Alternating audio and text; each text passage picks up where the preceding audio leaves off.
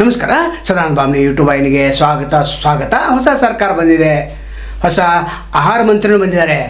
ಅದರ ಅಕ್ಕಿ ಕಳ್ಳ ಸಾಗಾಣಿಕೆ ಇನ್ನೂ ಕೂಡ ನಿಂತಿಲ್ಲ.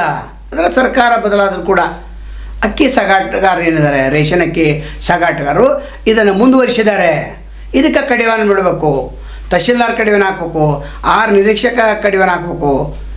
ಬೆಳಗಾವಿ ಜಾಯಿಂಟ್ ಡೈರೆಕ್ಟರ್ ಆಹಾರ ಮತ್ತು ನಾಗರಿಕ ಪೂರೈಕೆ ಇಲಾಖೆ ಅವರು ಕ್ರಮ ಕೈಗೊಳ್ಳಬೇಕು. ಆದರೆ ಇವರು ಕೂಡ ಮಲಗಿದ್ದಾರೆ ಅಂತ ಅರ್ಥ. ಯಾಕಂದರೆ ಸರ್ಕಾರ ಬಂದ ನಂತರ ಮರುದಿನವೇ ಇವ್ರ ದಂಧೆ ಮತ್ತೆ ಪ್ರಾರಂಭ ಆಗಿದೆ. ರೇಷನಕ್ಕೆ ಏನು ಮಾಡ್ತಾರೆ, ಹಳ್ಳಿಗಳಲ್ಲಿ ಹೋಗಿ ಹುಡುಗರನ್ನು ಬಿಡ್ತಾರೆ, ರಿಕ್ಷಾದಲ್ಲಿ ಬಿಡ್ತಾರೆ, ಬೇರೆ ಬೇರೆ ಕಡೆಯಿಂದ ಸಂಗ್ರಹ ಮಾಡ್ತಾರೆ.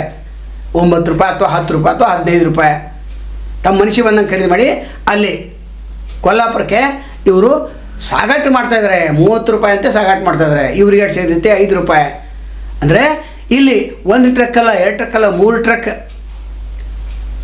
ಸಾಗಾಣಿಕೆಯನ್ನು ಮಾಡ್ತಾಯಿದ್ದಾರೆ. ಅಂದರೆ ಇಲ್ಲಿ ಪೊಲೀಸ್ ಡಿಪಾರ್ಟ್ಮೆಂಟ್ ಕೂಡ ಇದ್ದಾರೆ ಅಂತಲೇ ಹೇಳಬೇಕಾಗ್ತದೆ. ಯಾಕಂದ್ರೆ ಆಶಾರೋಷವಾಗಿ ಇವರು ಮಾಡ್ತಾಯಿದ್ದಾರೆ. ಇಲ್ಲಿ ವಿಠ್ಠಲ್ ಕದಂ ಸೌದತ್ತಿ APMC ಅಲ್ಲಿ ಒಂದು ಗೋಡೌನ್ ಇದೆ. ಅವ್ರಿಗೆ ನಾವು ಕರೆ ಮಾಡಿದ್ದು, ಅವ್ರು ಎತ್ತಲಿಲ್ಲ. ಅವರು ಕೂಡ ಕರೆಯನ್ನು ಸ್ವೀಕಾರ ಮಾಡಲಿಲ್ಲ. ಈ ದಂಧೆ ನಡೀತಾ ಇದೆ ಅಂತೇಳಿ ನಮಗೆ ಮಾಹಿತಿ ಬಂದಿದೆ, ನಿಮ್ಮದೇನು ವಿಚಾರ ಅಂತೇಳಿ ಅವ್ರು ಎತ್ತಲಿಲ್ಲ. ಇವ್ರ ಜೊತೆಗೆ ಒಬ್ಬ ಪಾರ್ಟ್ನರ್ ಇದ್ದಾರೆ, ರಮೇಶ್ ಗಾನಿಗೇರ್ ಅಂತ ಮುನ್ನಳ್ಳಿ. ಅಂದರೆ ಇವರು ಕೂಡ APMC ಸೌದತ್ತಿಯಲ್ಲೇನ ಅಲ್ಲಿ ಕೂಡ ಒಂದೇ ಗೋಡೌನಲ್ಲಿ ಇಬ್ಬರು ಪಾರ್ಟ್ನರ್ಶಿಪ್. ಭತ್ತದ ಏನು ರೈಸ್ ಮಿಲ್ ಅದ, ಇದರ ಪಕ್ಕದಲ್ಲೇನಿದೆ. ಈ ರೀತಿ ಕಳ್ಳದಾರಿಯಿಂದ ಕೊಲ್ಲಾಪುರಕ್ಕೆ ಸಾಗಿಸ್ತಾರೆ. 1 ಟ್ರಕ್ 2 ಟ್ರಕ್ ಅಲ್ಲ, 3 ಟ್ರಕ್ ಎಲ್ಲವನ್ನು ಹೇಳ್ತಾರೆ. ದೊಡ್ಡ ಕಥೆನೇ ಇದೆ. ಅಂದರೆ ಇಲ್ಲಿ ಎಲ್ಲರೂ ಶಾಮೀಲಾಗಿದೆ. ಆಹಾರ ನಿರೀಕ್ಷಕ ಇರ್ಫಾನ್ ಉಸ್ತಾದ್ ಅಂತಿದ್ದಾರೆ, ಅವರು ಕೂಡ ಶಾಮೀಲ್ ಇರಲೇಬೇಕು.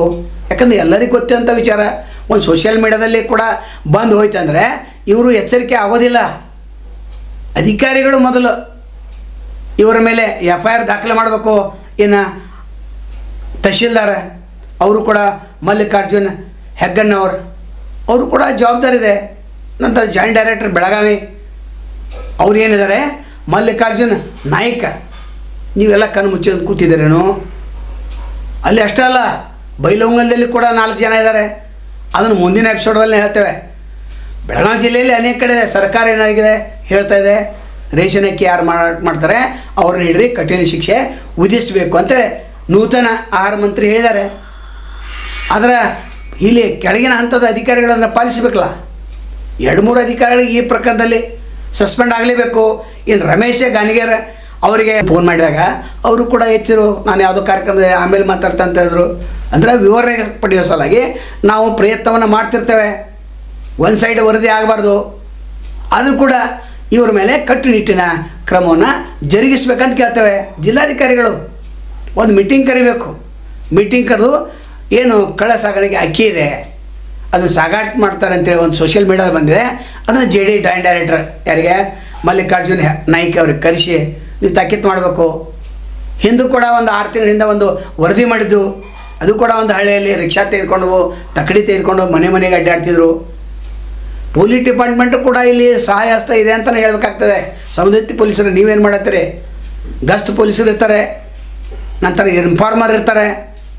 ಎಲ್ಲ ಇದ್ದು ಕೂಡ ನೀವು ಗಮನಿಸಿಲ್ಲ ಅಂದರೆ ಇದು ನಿಮ್ಮ ತಪ್ಪು. ಬೇಗನೆ ಇಂಥವ್ರ ಮೇಲೆ ಕ್ರಮ ಜರುಗಿಸಬೇಕು. FIR ಮಾಡ್ತಿರೋ ಅಥವಾ ಏನು ಹಪ್ತಾ ತೊಗೊಂಡ್ಬಿಡ್ತಿರೋ ಅದು ಗೊತ್ತಿಲ್ಲ. ಅಂದರೆ ಇವರ ಪ್ರಭಾವ ದೊಡ್ಡ ಪ್ರಮಾಣದಲ್ಲಿ ಇರ್ತೈತೆ. ಇವರಿಂದ ಸಾಕಷ್ಟು ಜನನೂ ಇರ್ತಾರೆ ಸಂರಕ್ಷಣೆ ಮಾಡಲಿಕ್ಕೆ. ಹೀಗಾಗಿ ರಾಶಾರಸವಾಗಿ ಕೊಲ್ಲಾಪುರಕ್ಕೆ ಸಾಗಿಸ್ತಾ ಇದ್ದಾರೆ. ನಂತರ ಹಿಂದೆ ಯೂಟ್ಯೂಬರ್ ಅನೇಕ ಚೆಕ್ ಪೋಸ್ಟ್ಗಳಲ್ಲಿ ಹಿಡಿದ ನಂತರ ನಮಗೆ ಹಪ್ತಾ ಕೇಳಕ್ಕೆ ಬಂದಿದ್ದಾರೆ. ಅದಕ್ಕಾಗಿ ಇವ್ರ ಮೇಲೆ ಕ್ರಮ ಕೈಗೊಂಡು ಯೂಟ್ಯೂಬರ್ ಮೇಲೇ ಪ್ರಕರಣ ಆಗಿದೆ. 3 ಜನರ ಮೇಲೆ ಇವರು ಕಳ್ಳ ಸಾಗಾಣಿಕೆ ಮಾಡಿದಂಥ ಒಂದು ವಿಡಿಯೋಗಳನ್ನು ಅವರು ಹಿಡಿದಿದ್ರು, ಕೇಳತ್ತಿದ್ರು. ಇದೆಲ್ಲಿ ಹೊಂಟಿದೆ, ಏನು ಹೊಂಟಿದೆ, ಅವ್ರ ಮೇಲೇ ಆಗಿದೆ. ಅಂದರೆ ಕಾನೂನು ವ್ಯವಸ್ಥೆ ಎಲ್ಲಿ ಬಂದು ನಿಂತಿದೆ ಅಂತ ನಾವು ಹೇಳತ್ತೇವೆ. ಹೊಸ ಸರ್ಕಾರ DK ಶಿವಕುಮಾರ್ ಅವರು ಇದ್ರ ಬಗ್ಗೆ ಒಂದು ಮೀಟಿಂಗ್ ಕರಿಬೇಕು. ಯಾರು ಈಗಾಗಲೇ ಆಹಾರ ಮಂತ್ರಿ ಕರೆದಿದ್ದಾರೆ. ಯಾರು ರೇಷನ್ನ ಮಾರ್ತಾಯಿದ್ದಾರೆ ಅವರು BPL ಕಾರ್ಡ್ಗಳನ್ನು ರದ್ದು ಮಾಡ್ತೇವೆ ಅಂತಲೂ ಹೇಳಿದ್ದಾರೆ. ಆದರೆ ಹೆಂಗೆ ಸಾಧ್ಯ ಇದೆ? ಯಾರು ಕೊಟ್ಟರು, ಯಾರು ತೆಗೆದುಕೊಂಡ್ರು ಯಾರಿಗೆ ಗೊತ್ತಿಲ್ಲ. ಎಲ್ಲರೂ ಶಾಮೀಲಿರೋದ್ರಿಂದ ಈ ದಂಧೆ ರಾಶಿ ನಡೆದಿದೆ ಬೈಲಂಗಲ್ ವರದಿಯನ್ನು ಇನ್ನೊಂದು ವಿಡಿಯೋದಲ್ಲಿ ನಾವು ಮಾಡ್ತೇವೆ. ನಾಳೆ ಮತ್ತು ತಮ್ಮನ್ನು ಭೇಟಿಯಾಗ್ತೇವೆ. ಅಲ್ಲಿವರೆಗೆ ಎಲ್ಲಿ ಶಿವಾಗಲಿ. ನಮಸ್ಕಾರ.